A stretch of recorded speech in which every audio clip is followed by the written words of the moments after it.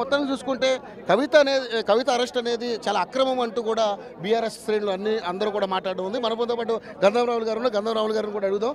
గంధర్రావులు గారు, మీరు చూసాము చాలా అంటే అంతకుముందు కూడా 2-3 సార్లు సభలు వచ్చినా అటెండ్ కాలేదు. సో అందుకనే ఇప్పుడు యాక్షన్ తీసుకోవాల్సి వస్తుందని చెప్పేసి వితౌట్ వారెంట్ ఆవిడని అరెస్ట్ చేసే కార్యక్రమం చేస్తా ఉన్నారు. సో ఏంటి ఏ విధంగా రియాక్ట్ అవుతారు? వాస్తవికంగా ట్రాన్స్జెండర్ 41 యాక్ట్ ప్రకారం చేయాల్సి ఉండే తీసుకురాలేదు. అయినా కూడా రేపు మండే రోజు సుప్రీంకోర్టులో వాయిదా ఉంది, తీర్పు ఉంది, అంతవరకు ఆగాల్సిన అవసరం ఉండే. కానీ ఈ రాజకీయ కుట్ర, ఇది ఎన్నికల సమయం కాబట్టి అరెస్ట్ చేస్తే మరి ఓట్లు మాకు వస్తాయంటూ ఆలోచనతో బీజేపీ పార్టీ తీసుకున్న చర్య. ఇది కుట్రలో భాగం. తెలంగాణ ప్రజలు క్షమించరు, ప్రజలు చూస్తున్నారు. రేపు రాబోయే రోజుల్లో ఖచ్చితంగా గుణపాఠం చెప్తారు. ఖచ్చితంగా ఇది కుట్ర మాత్రమే. ఇక్కడ ఉన్నటువంటి ముఖ్యమంత్రి కేటీ గారు, మోడీ గారు ఆడుతున్న నాటకం.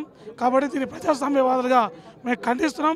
చట్టపరంగా ఏదైతే ఉందో దాన్ని గౌరవిస్తాం. కానీ సుప్రీంకోర్టులో ఉన్నటువంటి కేసును దాని మండే రోజున ఖచ్చితంగా వాళ్ళు తీసుకోవాల్సిన అంశం ఉండే.